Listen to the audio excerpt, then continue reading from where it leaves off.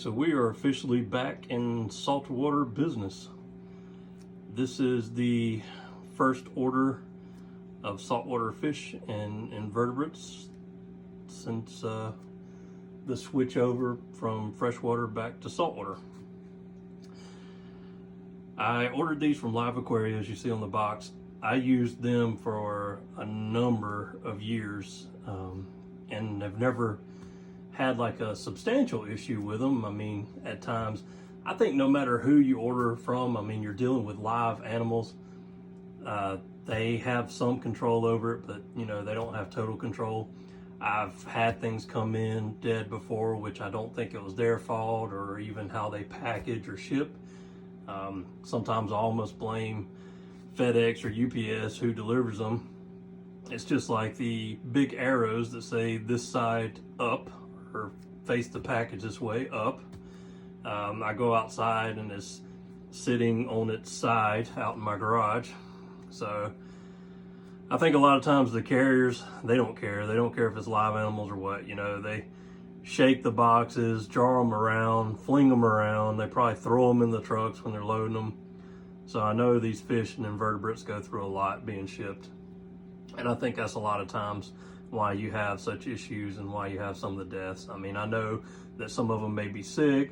I know that, you know, they might have parasites and things like that, but I blame a lot of the stress and issues on the shipping itself.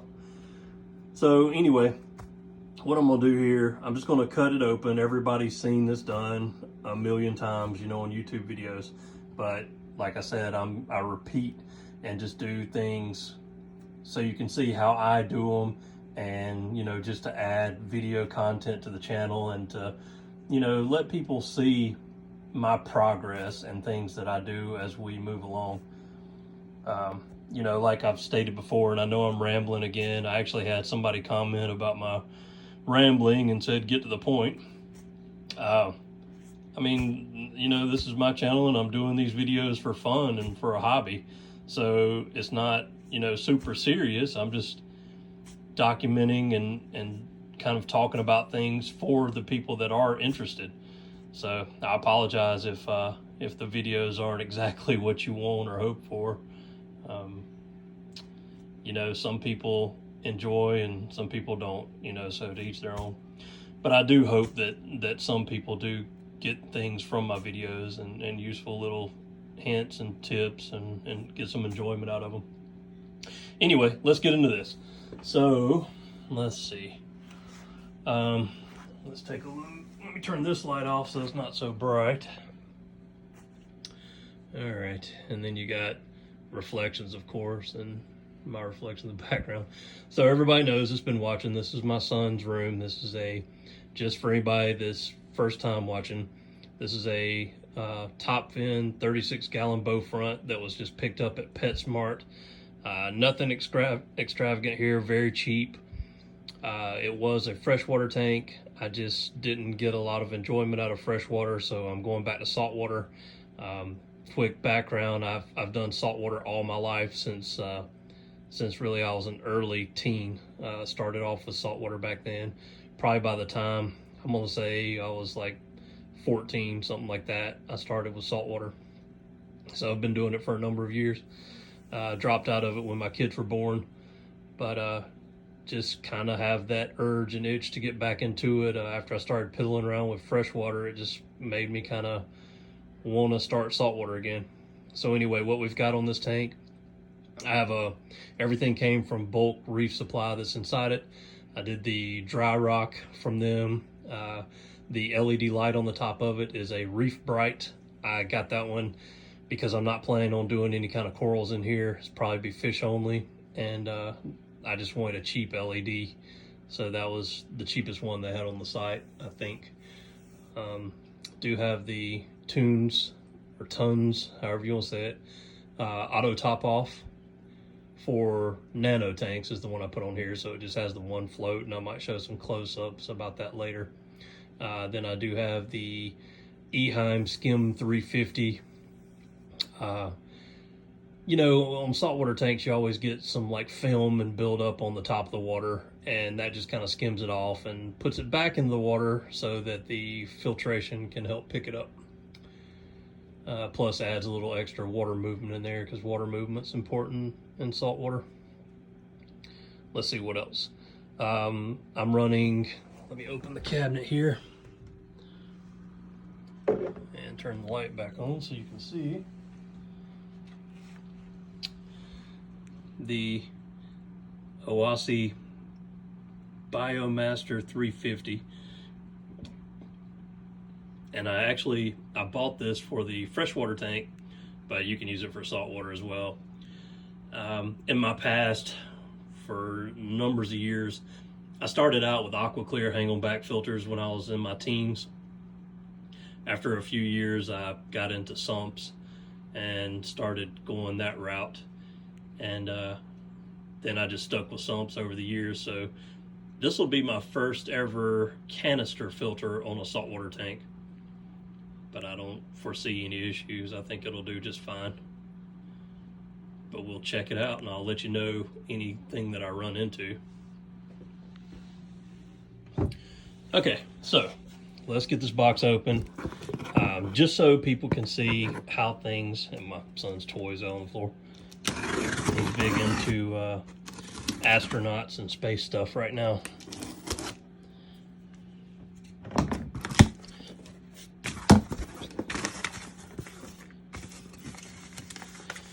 Okay, let me fold this to get the address off, which ultimately I don't really care if people know my address, but just to play it safe. This is what we have ordered. Have a couple clownfish, one goby, a couple of firefish, one 6-line wrasse, 4 emerald crabs, 1 5-pack of the dwarf red tip hermit crabs, and 1 5-pack of the Astrea turbo snails. So seeing as how, here's what I do. The invertebrates, I do not quarantine them. I put them directly in the tank. And even though the tank, my specifications, everything looks like it's cycling fine. I did all the live nitrifying bacterias. I did Dr. Tim's in it. And I just did a water change last night. I did about 25%, 20, 25, somewhere in there. All the parameters look good. So seeing as how there's nothing really, there won't be any fish in here and fish waste and things for the invertebrates to go off of, what I do is for the snails and stuff, I'll drop them in an area and then I'll put a couple of algae tabs in the tank, and sometimes I even put like the little sheets of algae for the cleanup crew to start eating until the tank starts building its own algae.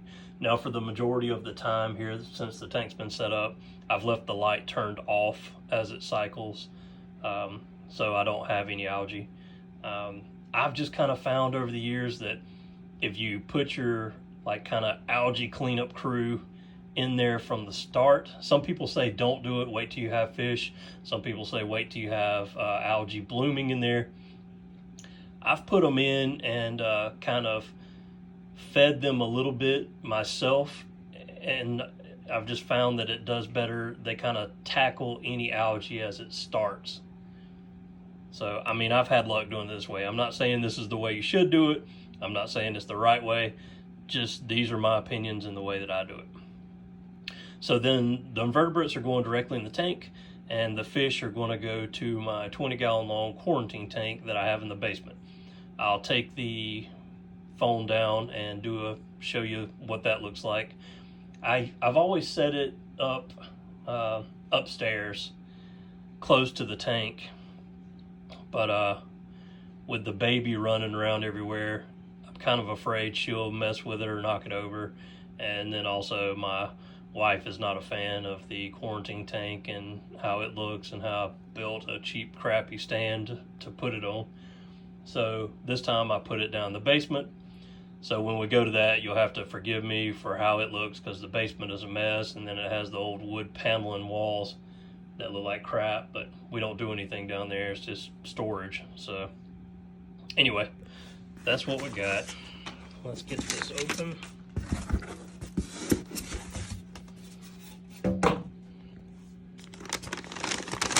Really big heating pad, still warm. Okay. And then what I do, fish, what I do is I float the bags to get the temperature adjusted first.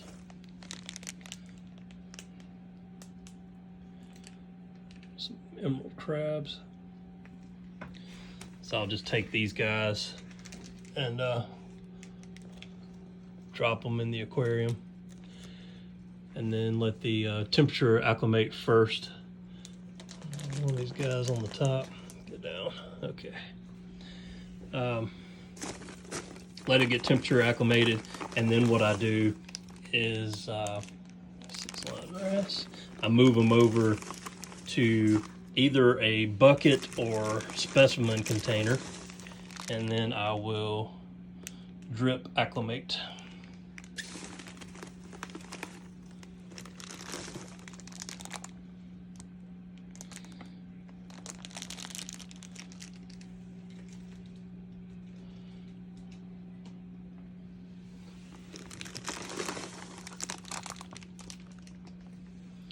Well, there's some tiny clownfish.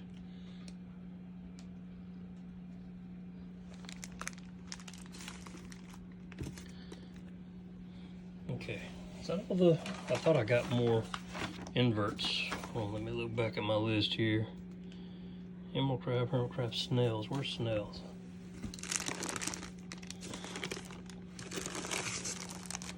Ah, last bag that I grabbed, of course.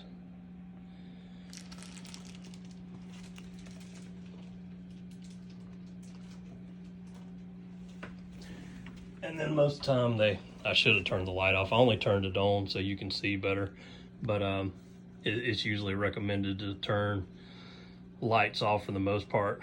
Keep it, you know, not pitch black, but as dark as you can. When you're adding these guys, the extra light kind of stresses them out. So what I'll do is I'll let these bags float for 15 to 20 minutes, and then I'll go to the bucket and specimen cup and kind of like species I'll put together. I have a couple more specimen cups as well, and then I have tube drip acclimators, and we'll get a drip going, and I let it, basically like most people do, I let it double the water volume in whatever they're in, and then I'll pour some out, about half of it, and then let it double again. Then after that, I will discard the water into the bucket and pour the inverts or fish or whatever into a net, and then I'll place them in the tank. So let's go downstairs and do the quarantine tank next. Okay, so this is my quarantine tank, and I know I just told you to turn the light off when you're adding fish, but I just kind of left it on so you can see. So like I said, this is a 20-gallon long. Basically all I usually do is put a piece or two of PVC in there. I put a heater in there, and then I have just a mechanical like air sponge filter. It's really all you need, because I'm doing water changes to this really every day. So you do not need a lot for sure. Check out and see the fish somewhat. That wrasse looks like he's doing good swimming around.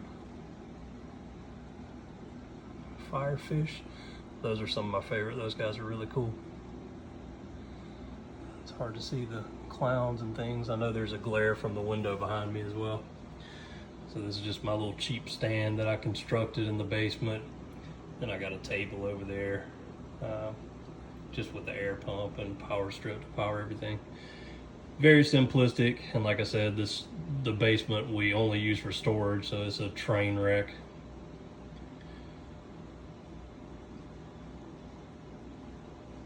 But that's it. So I'm gonna give these guys about 15-20 minutes, and then I am going to start a drip acclimation on them.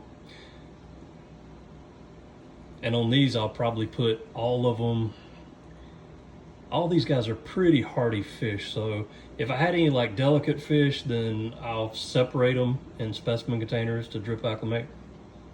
I think I'm gonna put all these guys in the same bucket and then drip acclimate, and then put them in the aquarium.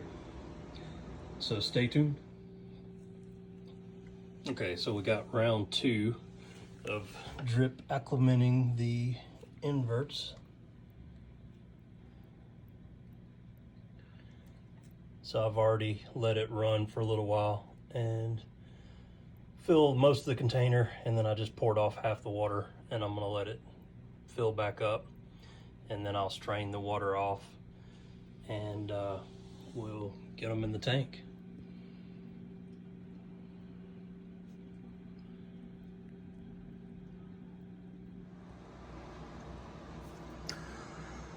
So the fish are done drip acclimating.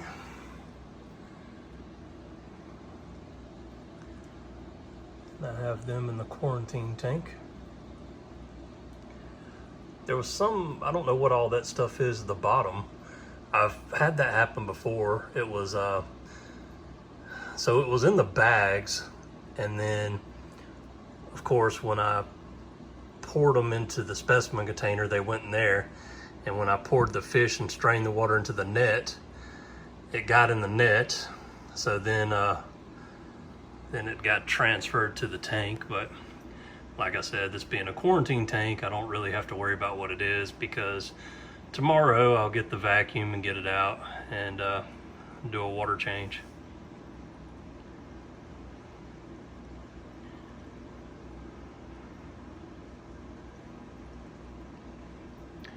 But so far so good. Everything's looking good. Both the firefish are out. Everything's out and kind of swimming around. They've only been in here for about 10 minutes.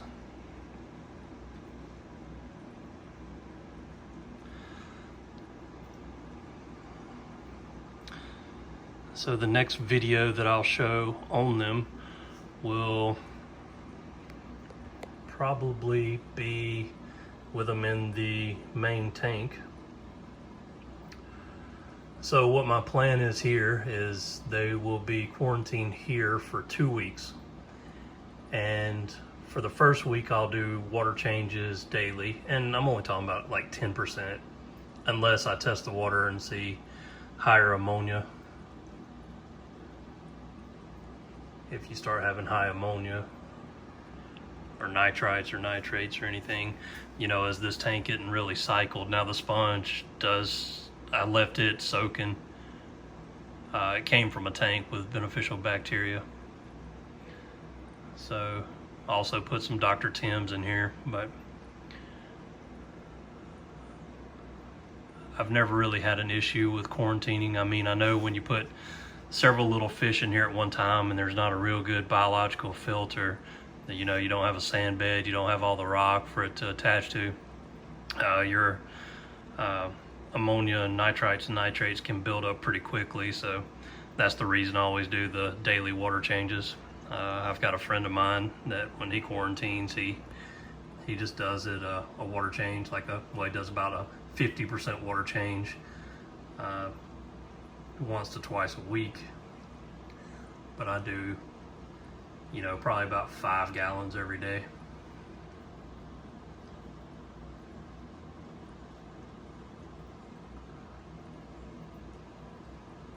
So I'll let these guys sit in here for 2 weeks. I add Prezi Pro to it, and a lot of times I'll add the API, the General Cure, to it.